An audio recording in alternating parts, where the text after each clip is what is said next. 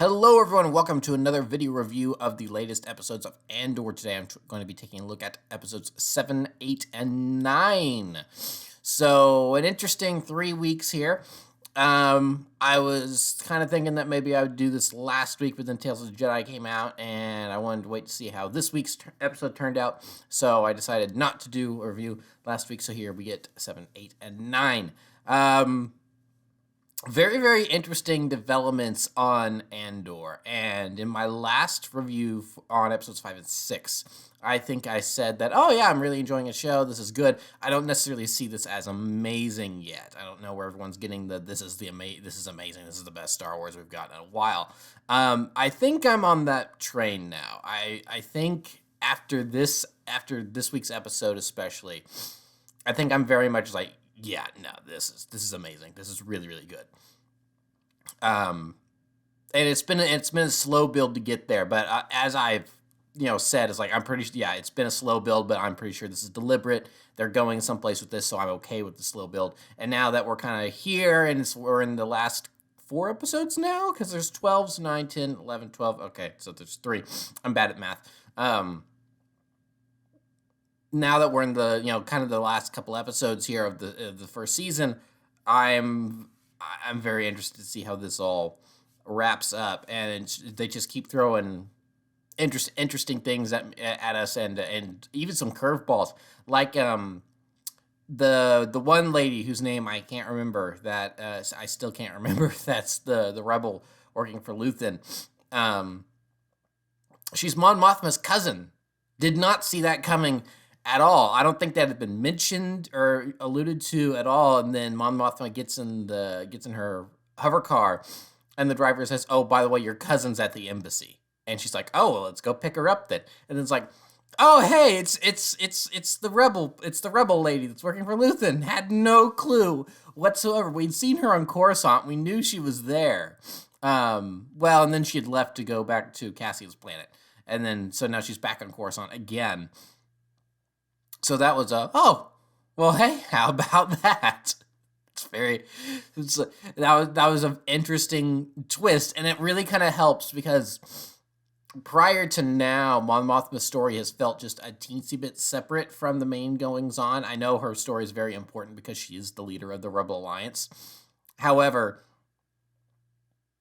this is now kind of tying her story in a little bit more. It's like, okay, this is how she's fitting in a little bit more, besides just being, another important part of the Rebel Alliance that we need to see being built up. That's very, very interesting. I really like seeing how the ISB works and a lot of their inner workings and stuff, because we've seen their agents from time to time running around doing this, doing that. Of course, Agent Callus from Rebels, he was an ISB agent. So it's like, yeah, we've seen how they kind of operate in the field a lot, but I'm really liking the NSA style CSA CIA analyst type. We're looking at leads and stuff, and it's funny because it's like, the way they're connecting the dots and everything. I'm kind of like, ooh, this is really cool. Look at how smart they are, and then I have to stop myself and go, oh wait, these are the bad guys. I shouldn't want them to be connecting these dots. Oh no, but I feel like everyone's doing such a great job with their characters and their acting and everything that I was like, ooh, wait, these are the bad guys. Because like the Medina, her little assistant or whatever, who's, again, name I don't know, but whatever her little assistant guy is, him piping up in the meeting to help validate her claim about, it's like, well, he shaved. Cassian Andor shaved. It's like, that's so that could help us. It's like him being so enthusiastic and wanting to help. It's like, I kind of admire that, even though you are working for the Empire. So it's one of those, like, I wouldn't mind if you turn good, because I like your enthusiasm and how good you are at your job. Now, if only you could do that for the good guys.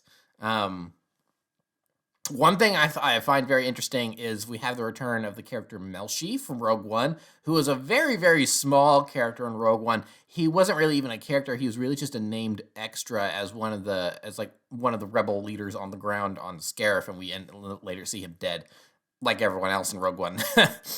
But he passes out charges. He's the one kind of leading the ground crew, and Cassian's giving him orders, and he's like, "All right, Melshi, time to blow it up." And then they set off the charges and everything. So I didn't notice that at first until I saw it online. I'm like, "Oh shoot, that is him!" Wow, I hadn't even thought of that, because, like I said, he was more just a named extra. So that's cool. They're kind of building him up as a more important character by Cassian meeting him in prison. And speaking of surprise characters, Andy Serkis popping up. They made no mention of the fact that Andy Serkis was going to be in this at all, I don't think. If they did, I completely missed that. And so it was really, really cool to see him pop up, because Andy Serkis is a brilliant actor. He's really, really good. Of course, he's most known for his motion capture stuff, so I think it was smart bringing him in as Snoke in the sequels. And he did a good job for what he was given there, and that's another reason why it's like, wow, I actually liked him getting killed off in The Last Jedi. Unlike some people, I still wish they could have done more with him, because I did like that performance a lot, especially in The Last Jedi. They gave him a little bit more to do than in Force Awakens. But it's cool seeing him here without the dots on his face and the whole motion capture rig being hooked up to him. And even though it's it's the same, because Snoke was basically his voice, he just kind of shouted a bit more.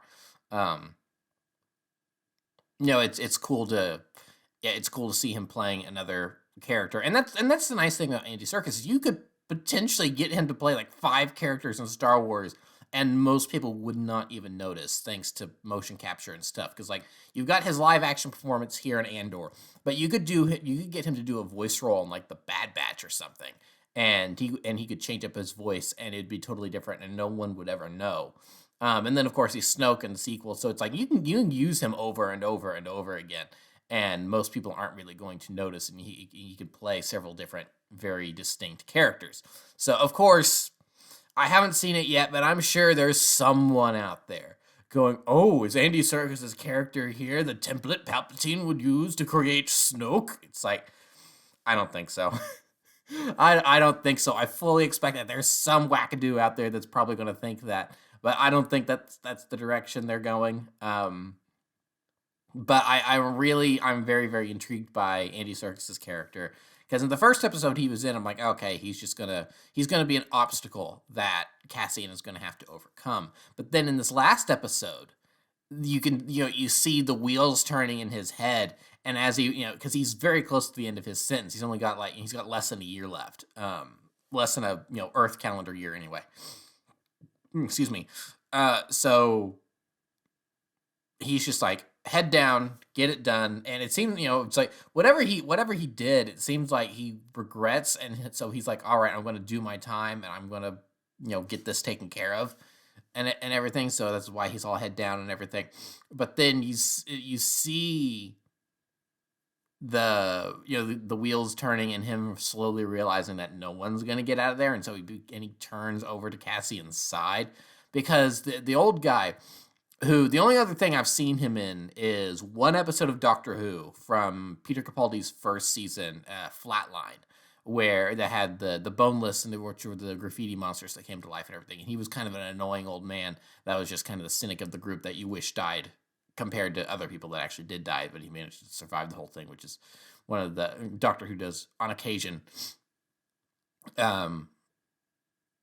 So seeing him here in Andor and him being more sympathetic, I'm like, oh, I feel really sorry for this guy, because he's old. You can the moment I saw him, I'm like, oh, it's the old guy from Doctor Who, and then immediately I thought to myself, he's not making it out of this, is he? He's too old to be in this prison. So, and him only having like 40 shifts left or whatever, so he's got like 2 months or something like that, not even a month and a half left on his sentence. And so Andy Serkis' character was like really looking at him like, this is, look at this guy. He's been here. He's done his time. He's going to get out real soon. That he was like what Andy Serkis was aspiring to be. And it's like, was trying to help him along. It's like, hey, you can do it. You can do it. You're going to go home. You're going to go home. And then he has a stroke and he dies. And then and it's like that moment when the doctor's like, hey, confirms like, hey, none of us are getting out here, because one guy served all his time and they just put him in another room. Yeah, they just moved him rooms. So that way he was with a whole bunch of different people. And then when he started making a fuss about it and everyone started complaining, they just killed both shifts. And it's like, yeah, that's the Empire. That tracks. And so that moment at the end of episode 9, when they're walking down the hallway and Cassian asks again how many guards are on the floor. And all he says is never more than 12. And then boom, credits. I was like, I am so hyped for the next episode. That was such good storytelling. I really, really liked that. And it's like, okay, yeah, no, this is brilliant. This stuff is really, really good. And I knew Andor was going to do something like this. I knew that it was, that, everyone going into it was like, Cassian Andor is a boring character. We don't care about him. He was only in one of the best Star Wars movies that have come out in the last 10 years. But, we don't care about him. And it's like, this show's gonna be boring. And then it had a little bit of a slow burn at the beginning of getting everything established. But now that that was deliberate. Now that everything's running, it's like, yeah, no, this is being brilliant, and I knew it was gonna do that. I kind of called it. So, I'm very happy with the way the show is shaping up so far right now. I don't know if I really have too much else to say. Luthen kind of took a little bit of a backseat in these episodes. He went and saw Gerrera for half a moment. I don't think we've seen all of him. I think we're going to see more of him in a later episode. It wouldn't surprise me if Cassian escapes the prison. That causes a big ruckus. He goes back home. They kick the Empire off the planet, which causes another ruckus. And, you've got one of those, you've got seeds of rebellion all around the galaxy, but they're not exactly together yet. And, and so then Luthen goes to Saw to get more help. And that's when you get let's call it what it is, war. And, it's like you get that moment. Because that was in the trailer, and I don't think we had that in the episode he was in. So it's possible that was a scene that they cut or trimmed down, and so it's not actually going to be in the final product. But it was really good for a trailer, so they used it, which they do all the time. Very possible, but I'm guessing we're probably going to see Saw Gerrera again, which is good. I'd like Saw Gerrera. Some people are kind of like annoyed that he keeps popping up in projects randomly. I'm like, well, I mean, he's a big part of how they established this a while ago, that Saw's a big part of the early Rebel Alliance and how it got started, and the shift between the politics side of it and the war side of it, and and it helps the full Rebel Alliance determine where they are on this path, because Saw's like, well, the Empire does horrible things to us, we're going to do horrible things to the Empire. Where the main Rebel Alliance is like, okay, we can't be that bad, because if we are, then we're no better than the Empire that we're trying to overthrow. So he's important to the story of the Rebel Alliance and the rebellion and everything. So it's important that he shows up in a lot of places like Rebels and Jedi Fallen Order and Bad Batch, etc. So yeah, I kind of already talked about the lady that's working for Luthen, not his little, the person in the shop, but you know who I'm talking about. That was part of the Aldani raid. She's like the one character right now that I feel like is kind of listless. Like, I'm not sure what her purpose in the story is right now, but I think we're getting to that. So I just don't really have too much to comment about her right now. Cyril, he's a character I haven't talked about in a bit. I'm very interested what they're doing with him, because he kind of similarly to the lady working for Luthen, whose name I can't remember. You could describe him as kind of being a listless character, and he doesn't really seem to have much purpose right now. But with him, it's certainly intentional, I feel like. Because he's got this job, he's got this promotion, he's trying to help out the ISB, and then he even goes to Medina, and like ambushes her outside of the ISB headquarters, which is a really gutsy move to do. And then he kind of does a weird it was very creepy, very, very odd. And I was like, it would not have surprised me if Medina just shot him dead right there, and then just had the stormtroopers toss him over the railing to fall hundreds and hundreds of feet down to the bottom of Coruscant.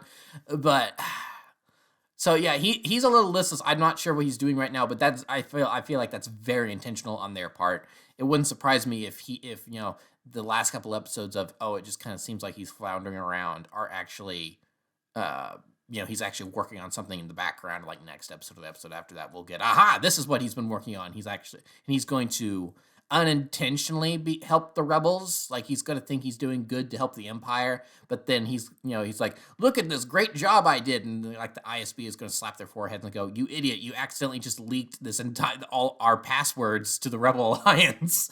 And so it wouldn't surprise me if he does something dumb like that ends up getting him killed. And it's like he has the best of intentions, but he just keeps screwing up over and over and over. And that happens with people in real life. So they're clearly doing something with him, or we just haven't seen exactly what they're doing with him quite yet. But I do like the going back and forth with his mother and everything, and